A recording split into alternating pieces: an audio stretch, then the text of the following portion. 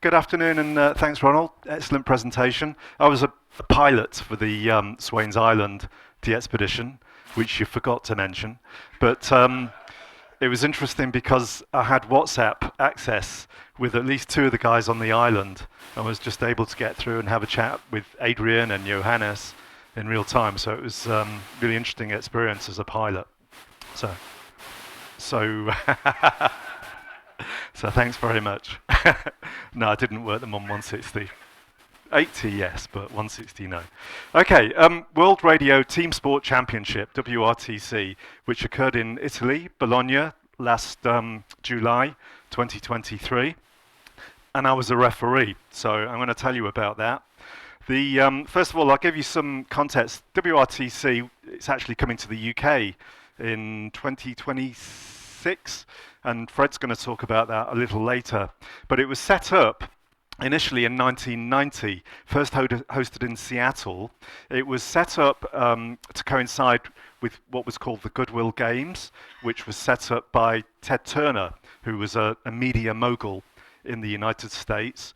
I think he owned Time Warner, something like that.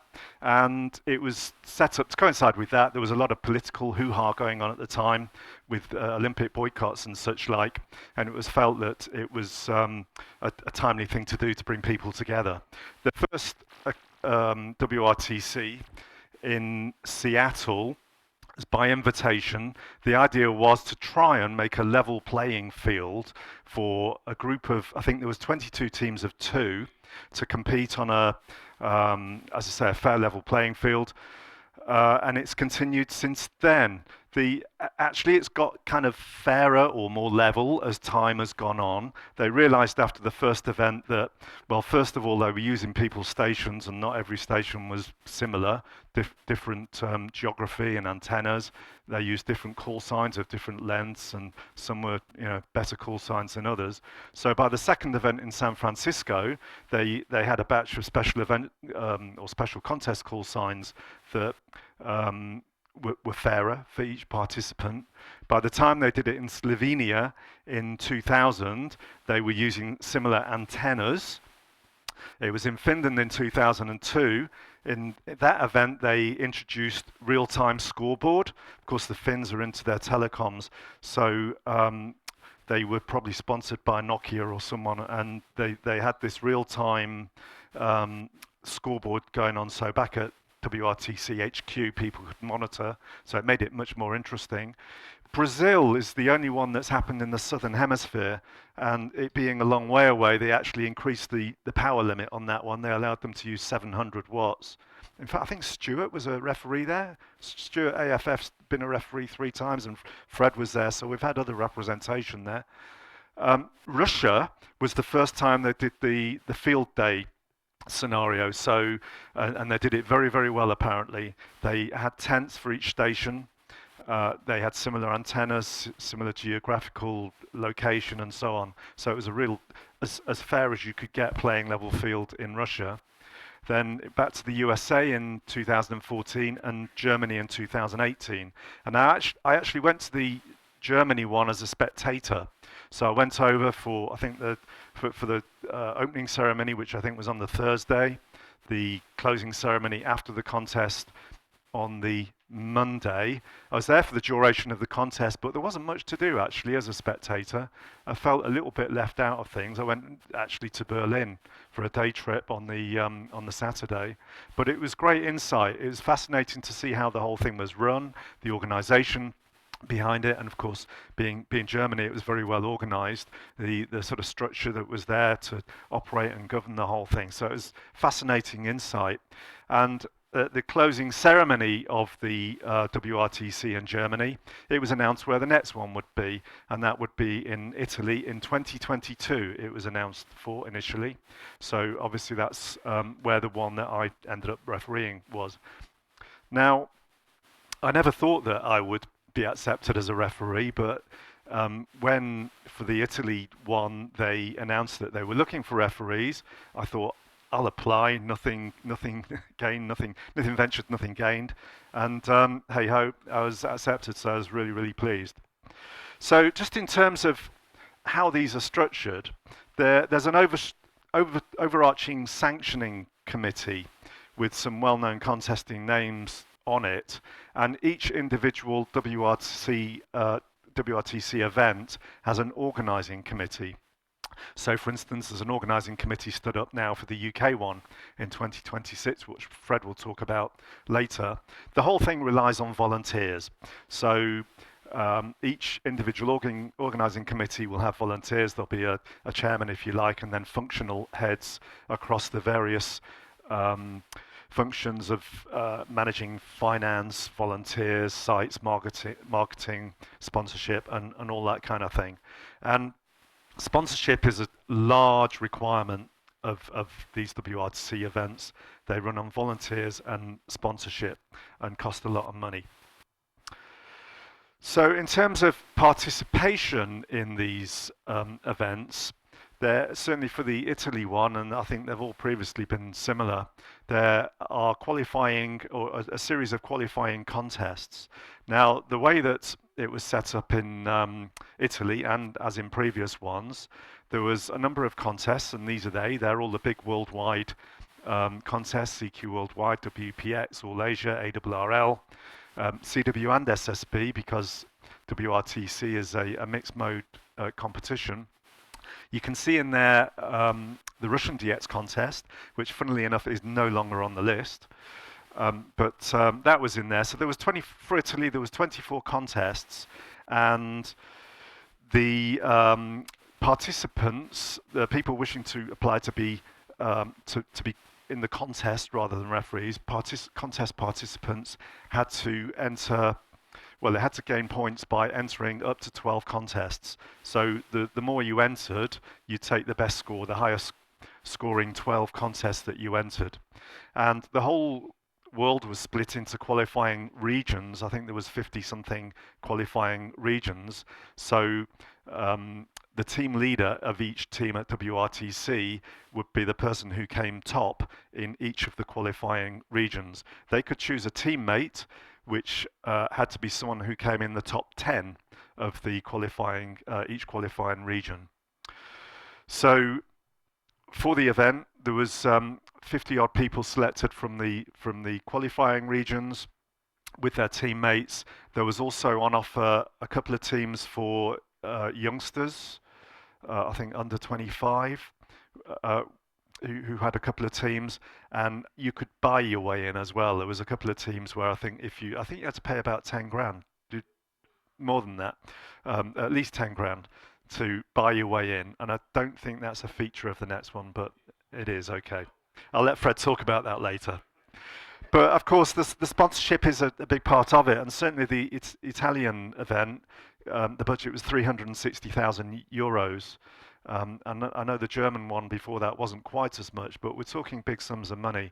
And so anywhere money can come from is very important.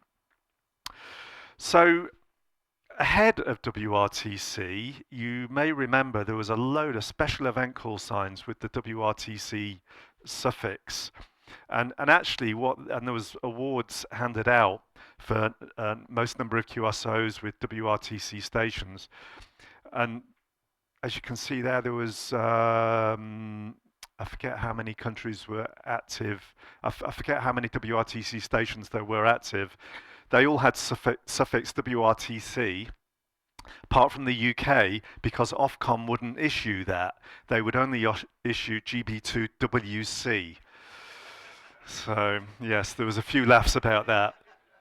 But actually these, and it created a lot of interest on the air. I don't know if you remember the pile-ups, but because the QSO counter reset every day, people wanted to have QSOs with these new QSOs with these WRTC stations every day. And I operated for a while and had some enormous pile-ups. It was a lot of fun. But actually there was a reason for this whole thing. It was an opportunity for the Italians to test the software, because they'd written some special software that would run at each of the participating contest teams in the event, that would bring all the QSOs back to HQ, and they were doing some data analysis on the QSO data to ensure there was no cheating going on. And what this did was provide an opportunity to test that software, the analysis techniques, and so on. Okay, so the event when it happened happened in a town called Castel San Pietro Terme, which is a spa town about 30 miles from, or 30 minutes drive out of Bologna.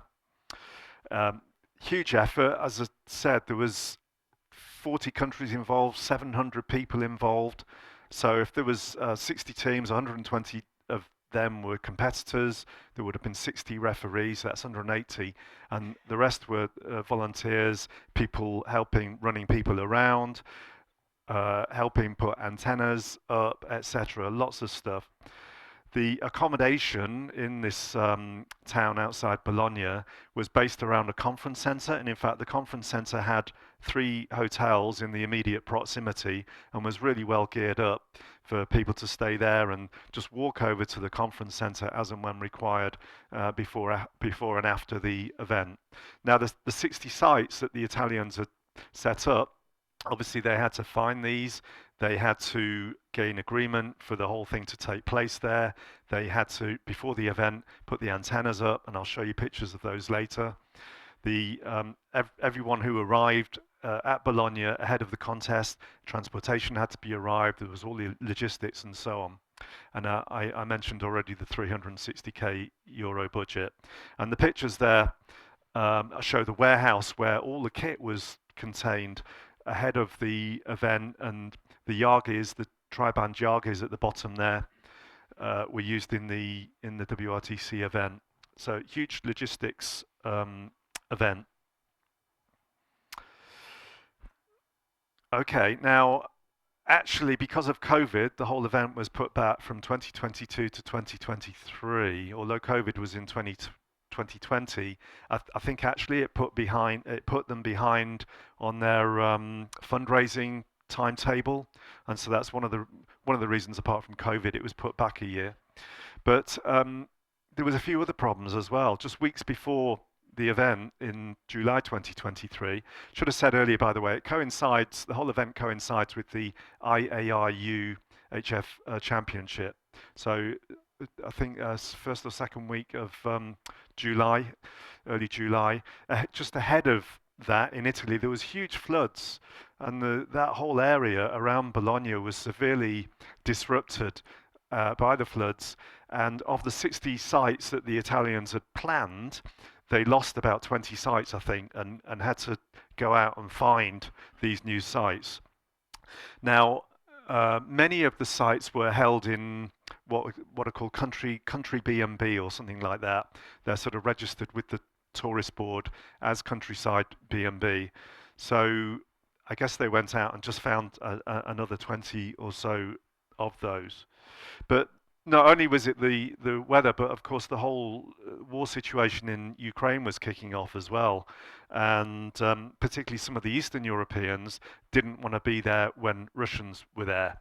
Now the Italians refused to disallow the Russians from participating, possibly because Russian money was involved, I do not know, but it ended up actually the Ukrainian team and the Latvian team pulled out. In protest at the Russians being there. What the Italians said was that, dissimilar to previous events, no national flags were allowed to be shown at any of the ceremonies, the opening or closing ceremony. So you weren't allowed to have any national identity. This was to stop the Russians, the Russians putting their flags up at all. But what they said was that people are representing their qualifying areas rather than the country that they're from. But there was a lot of protest about it, but it all went down okay, and the Russians were there, and there was Ukrainians there as well representing other qualifying areas, but I think they just avoided each other. So yeah, in the end, that was fine. And these were where the sites were. You can see they're all centered on the Bologna region. And that whole region, incidentally, is where the car manufacturing, Ferrari and Lamborghini, happen round there. So there was some interesting day trips that were on offer. But you can see the these are the different regions in the area: Bologna, Ferrara, Ravenna, Modena. So they're spread out.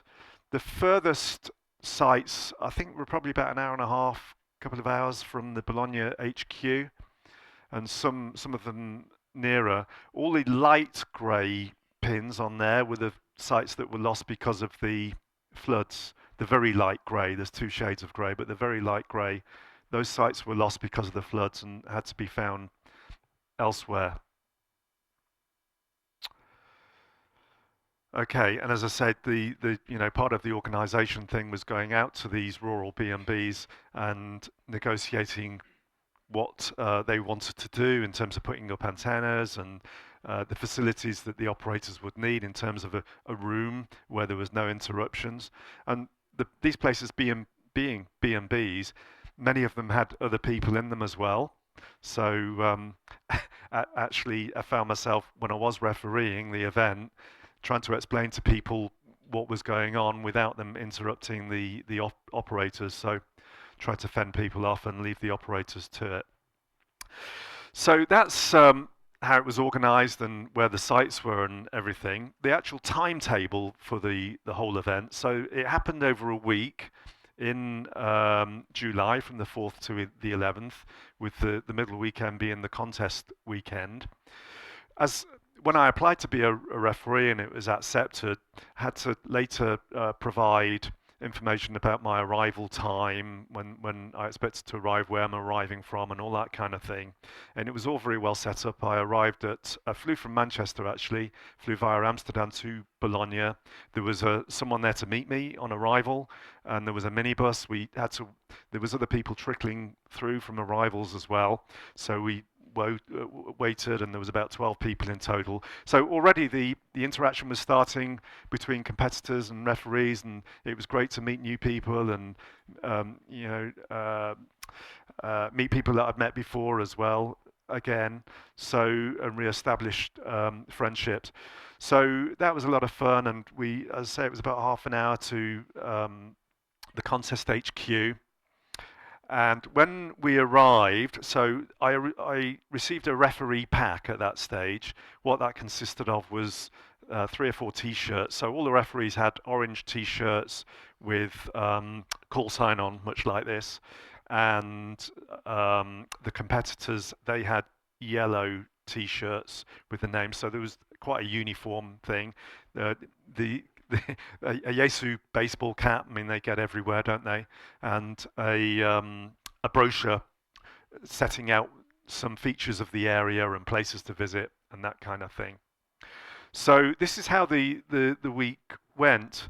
The welcome dinner was on Tuesday. I suspect there was a few arrivals still coming through on Wednesday. So the opening ceremony didn't happen till Wednesday evening, and that was in a big hall where everyone got together. But Wednesday gave an opportunity for day trips, and I mentioned already the Ferrari factory, there was the Lamborghini factory, but the trip I went on was to Marconi's house, which I'll come on into in a minute. Thursday and Friday were really preparation for the contest, because we were expected to go out to the site, and we stayed at the B&B on the Friday night, and then of course the contest was Saturday midday through till Sunday midday. So we left the HQ hotel on the Friday midday-ish and got over there. Then contest over the weekend, and then back for the contest adjudication on the Monday and closing ceremony on the Monday evening with the announcement of the winner. So on that the Wednesday day trip, I went with about 50 or 60 others on a bus to Marconi's house, and I really, really enjoyed this. I mean, obviously being radio amateurs, the whole thing really resonates with us. It certainly did with me, and I found the whole thing quite moving actually. Being in the room in the bottom right of the picture there, being in the room where Marconi, as a young man, had experimented with these various bits and pieces. Although he discovered radio, all the component parts were already there. So it was him who put it all together. And that was really, I mean, he obviously came from a wealthy family. And actually there's a museum there in the house. His mother was Irish, where there was a recording of his voice. He spoke perfectly good, very, very good English, with a plum English accent, which I was surprised about. And of course, he came over to England and set up the wireless on ships and such like, and with the post office as it was in those days. But that was very interesting. That was in the morning, and then the afternoon we went to a museum in Bologna, which was had all sorts of things in there. It was very interesting. Lots of technical artifacts from telephones, TVs, radios, gramophones, all, even PCs, history of PCs, all packed into this room with an old boy who was in charge of it, who was very passionate about the whole thing. So that was really, really interesting. I don't know, I just noticed that valve in the top round right-hand corner. Chris Tran probably knows what that is. He's probably got 10 of them in one of his amplifiers. Right, so that was the day trip, and then come Thursday we were sort of in focusing on the contest mode. And just to put it in context, the referee's responsibility is when you're there with your team, when it's allocated to you, go off with your team, you're really the eyes and ears of all the other competitors to make sure that your team are playing it fair, that they're not cheating or trying to get friends to cheerlead for them or spot them or anything like that. Actually, what they did in this WRTC, which they'd not done before, when all the data was coming through live to HQ from each of the stations, they were spotting on the DX cluster every third contact. So obviously on CW you've got the RBN anyway, but to stop cheerleading on SSB, they spotted on the DX cluster every third contact. So cheerleading wasn't so much as an issue as it had been in previous WRTCs, but even so, as a referee, I'd be listening to both of them at the same time, to operators, and making sure that they're logging what they're working and not padding with any extra QSOs, that kind of thing, or giving away their identity. And on the Thursday morning, we had a big meeting, all the referees on the left all the competitors on the left in their yellow shirts, and all the referees on the right in their orange shirts. I think I've got that the right way around. Anyway, one lot on one side and the other lot on the other side. And this was an opportunity for people to ask questions about the organisation, about the rules. Although it's coincidental with the IARU contest, the rules are slightly different. So in the IARU contest, the multipliers are ITU zones. Yeah, in the WRTC contest, the multipliers are DXCC entities. So the rules are slightly different. There's two operators in each team with two radios. Both can operate at the same time. So they make as many QSOs with as many countries as possible, basically. After the meeting with the referees and the competitors together, then we separated, and the referees had a meeting and the competitors had their own meeting so that we could discuss stuff. And after that, on the Thursday, the referees got assigned to the teams. So each team, a referee was pulled out of the hat, and I was assigned to Slovenian guys, Sugar 53 Mike Matija and Sugar 57 Kilo Sandy. So this was on the Thursday. So Thursday evening, I had a bit of an opportunity to get to know them, have a beer and have a chat about. I was lucky actually, because these guys had driven to the event from Slovenia. They brought all the kit in the car, which subsequently on the Friday meant that we could drive there in the car. A lot of the teams that had flown in were relying on site managers to drive them there, which kind of caused a few delays, but we were lucky. On the Friday, what they did, we all got together because we all went off to the sites on the Friday. What they did, they pulled out so for each site, starting with the furthest, they pulled a team out of the hat. Yeah. So that team then had the opportunity to get off and go to their site, the furthest one first, because that would take the longest, obviously. Now, there was a whole block of special call signs that had been issued by the Italian telecom company. Uh, it, and these were they. So my team's call sign were given to me in an envelope, and I wasn't allowed to open it until 15 minutes before the contest. But I knew it would be one of these call signs. So they were issued in the block I41A through I43, I44, I46, I49. Now you'll see there they're all a single letter suffix, but not all the letters are there, and that's because they avoided S and H, letters that sound similar in CW or phonetically aren't that good in SSB. So they carefully chose the call signs. And as I say, as a referee, I was given my team's call sign in an envelope, and I wasn't allowed to open that. Now, when we were given our site, so my two team members and me, we had to go and find our site manager, who we found fairly easy. Actually, some of the site managers were responsible for multiple sites, and because my guys had a car, he kind of left us to it. But I, as a referee, had to go and collect the referee box. So seems a bit of a theme, the mosquito spray.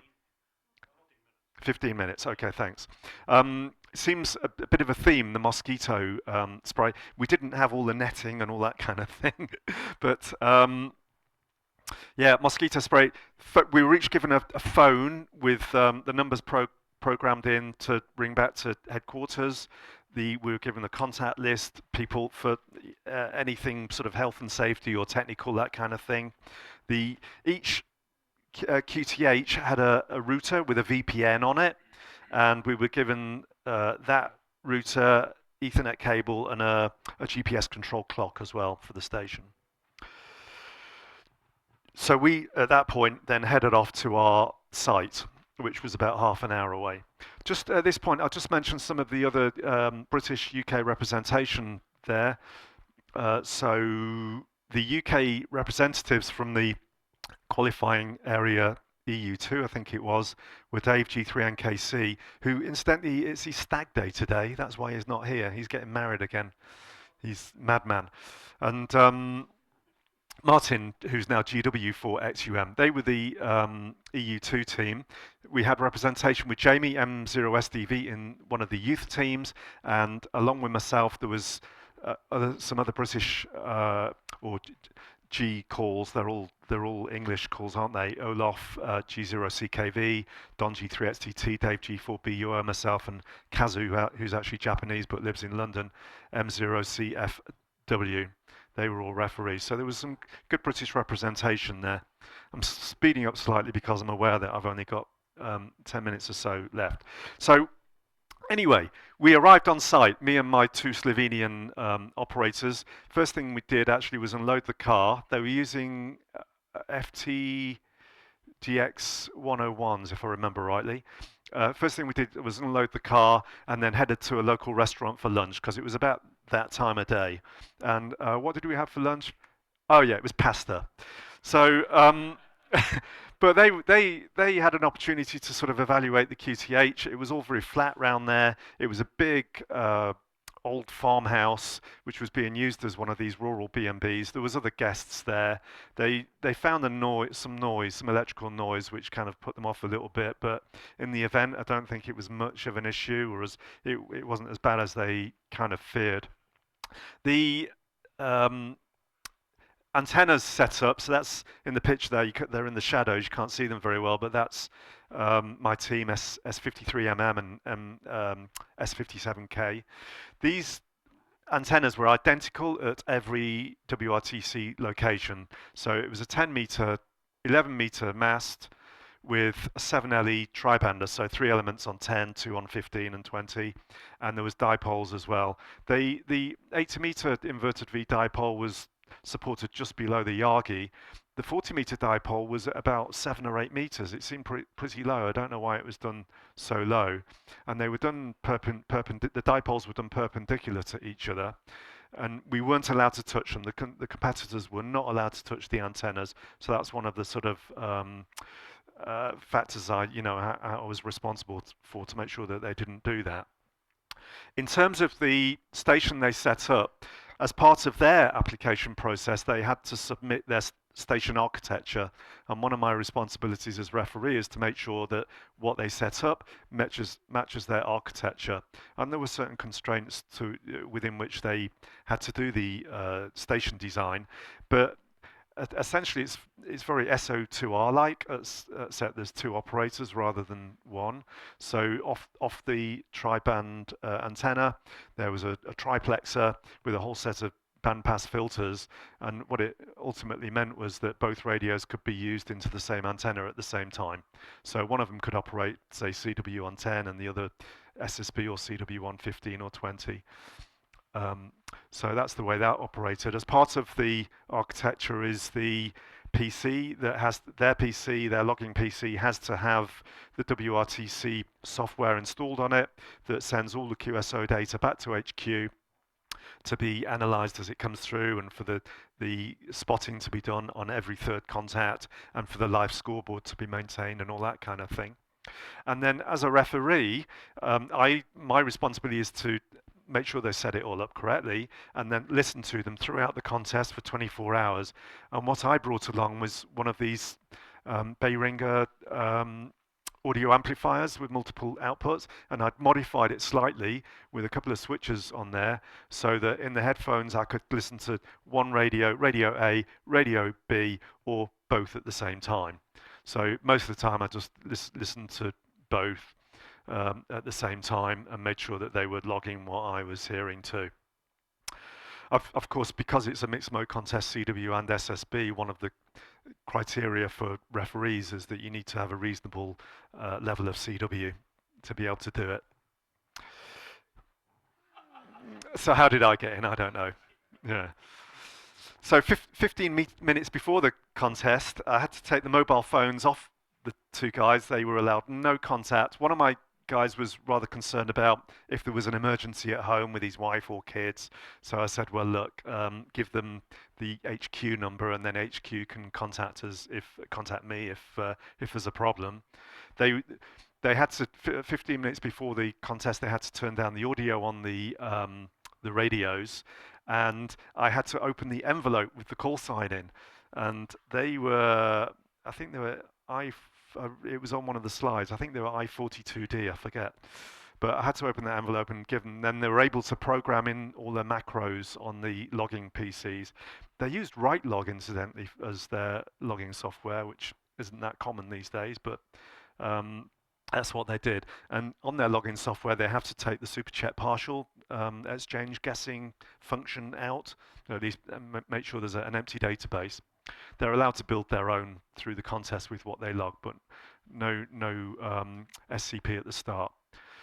So I also actually switched my phone off as well because I didn't want the temptation to look at the live scoreboard and give them any clue whatsoever as to how they were doing. So I switched my phone off as well. And then during I42D, that was their call sign. All the food was provided to us throughout the contest, so it was finger food that we could eat while operating. It was hard going overnight for a referee. I know when you're operating, because you're in the zone and focusing, it provides the adrenaline to keep you going. But when you're not operating, believe me, it's quite hard. And I did drift off for a while, but and actually, there was a sofa next to the operating table, which I sat there, and obviously, I mean, before I knew it, my legs were outstretched, and but I kept the headphones on. They didn't know I was asleep. But yeah, obviously, you have to monitor them for the 24 hours, and at other times, just making sure that they had everything they need, and making sure that people weren't interfering. If they wanted any water and or a snack, I'd go off and get it for them. But my job really, as well as providing the governance, the contest governance, to make sure that they've got everything they need and the environment that they need to do well, because you want them to do well. Then after the contest, all back to HQ, have a beer, and catch up, all the stories. There was a couple of the guys, the English guys, M0 or the English youth team, M0 SDV, Jamie and his German operator, they'd been put in like a greenhouse, their QTH. It was 50 degrees, literally 50 degrees. They'd make good Swains Island guys actually, but they found it very, very difficult. And Harry, I think it was Harry at RA3AUU, showed me a picture of where he'd been, and the beam had fallen off the mast and was hanging off at right angles. So there were problems at some of the other QTHs. So we were exchanging these stories on the Monday when we all got back. The closing dinner, a few things happened there. We had a guest. She was on the phone. Marconi's daughter. I mean, she's must be in her 80s. Elettra, her name. Perfect English again, and that was really moving as well. Just hearing her, the fact that her father was Marconi is quite incredible. But again, it was more pasta. The food was great, and prize giving. They announced the winners, and we had Mark M0DXR there as well. The sanctioning committee had awarded the UK the next WRTC in 2026, and so Mark was there to accept that invitation and give a little talk about that event, which Fred will talk about a little later. So just closing up now, right, good timing. Closing up, and I'll take questions in a minute. My endearing memories. I mean, it's just a great social event, meeting all these great contesters, many of whom you know from over the air or you know their call signs, many of whom also I'd met before at various events, my previous WRTC visit as a spectator and places like Friedrichshafen and so on. You meet these people. So it was just really, really good to meet these people and spend time with them, have a beer with them, etc. And the other thing was the food. I mean, it was just fantastic and loads of it. I should have said actually as a competitor or a referee, all our expenses were paid. So apart from my flight, but all the hotel expenses, the meals, the transport to and fro, and all that was all paid for by the organisers and comes out of the big WRTC budget. So yeah, we were well looked after, and the food and the company were absolutely great. And then yeah, the contest as well. That was it was nice to be part of it. So that was my story for WRTC as a referee. I hope you found it interesting. Fred's going to be talking about WRTC in the UK a little later. So yeah, happy to take any questions. No. No, the winners were from the Canadian. Well, funnily enough, it was a Ukrainian chap who now lives in the Ukraine, Yuri V3 VZ DZ. So he was representing Canada, but he's a Ukrainian chap, which is why I had the Ukrainian flag in that picture there. So it was nice that they won it in a sense. We have a mic for those for questions. So any questions? Quick one. What sort of violations occurred, and what were the penalties, or were there none? To my knowledge, there weren't any.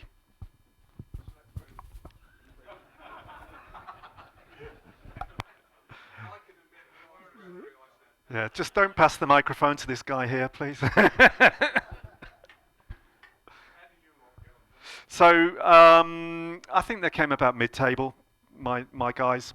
I mean, it's the guy who won a UA3 V3TZ, excellent, really good operator. And you know, if the logs are now public, and you can see the rates they've got. It's quite incredible. So, but my guys, I think they would have liked to have done better, but they came about mid-table, as did the Dave and Martin. I think they were about mid-table. One more over there. Question about the multipliers. You said that for the WRTC participants, the multipliers were not the ITU zones, but they were the countries, the DXCC countries. Yeah. Were the HQ stations also a multiplier? And, no. And there's a reason why I'm asking. I don't think they were. Okay, that's interesting. But I operated as part of Echo Fox 4 Hotel Quebec. I was a 20-meter phone operator, and I was interested to see that there was a huge difference between when people called us, WRTC participants called us, and the signal strengths. There was a huge difference. Ah, okay. And Interesting. the reason, I was wondering why that might have been, and if you say that the HQ stations were not a multiplier for them, then that might have been the reason. So that's interesting to know. Well, even whether they were a multiplier or not, it's interesting that there was a disparity between what were supposed to be reasonably equivalent stations. But, you know, I mean, particularly on, say, 10 meters, you can get spotlight propagation. So it might have been they were weaker with you, but louder with someone else, kind of thing. But yeah. Yeah, well, good point. Yeah, I mean, they were using Yagis on the higher bands. So if they weren't pointing in your direction, might explain it. One more question? No? All right, thanks. Good. Okay.